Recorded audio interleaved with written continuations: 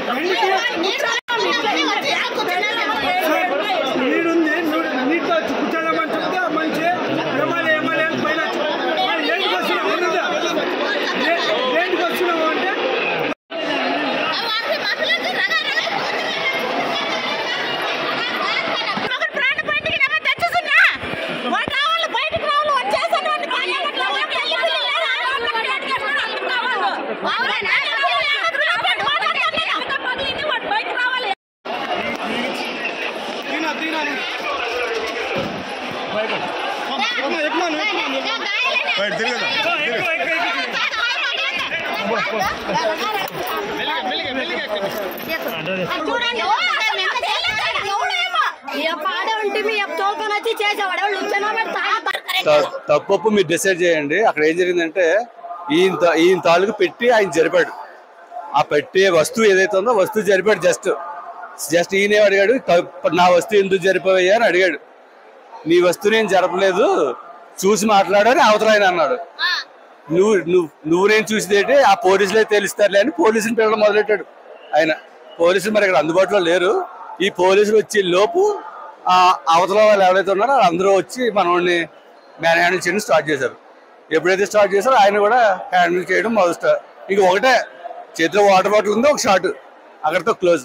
తర్వాత ఆయన్నే కొట్టడం స్టార్ట్ చేశారు. ఇంకా అంతే, జనం అంతా ఏకమైపోయారు. ఇంకా అక్కడైతే జరిగింది అదండి.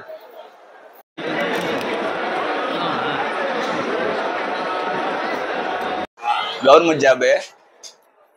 ఏం జరిగింది అసలు? సార్ బిడ్డను నేను ఆడ కూర్చుని తిని సార్, ఆడ కూర్చుండేప్పుడు బిడ్డ వచ్చి నిల్చున్నోడే నీ కింద కూర్చుని తిని వాళ్ళు పెద్దనైన వయసు వాళ్ళు మంచి వచ్చి బిడ్డని సైబడి ఇచ్చి ఇట్లా ఇచ్చేసి అట్టబాక్స్ తెచ్చి పెడతారు. నా దగ్గర చెప్తే నీ బిడ్డని తొడుగు పోతానే, నువ్వు ఎందుకు ఈడేస్తావు అట్టని చెప్పేసి నీ అడిగి తిని అందరూ జాడాలు వేసిరి. ఏమి ఇప్పుడు చేసి నీ బిడ్డని అట్టని వాడు అది దెబ్బలు తగిన వాళ్ళ వాడు చెప్తారు నీ బిడ్డని ఏం చేసిరే అటనే.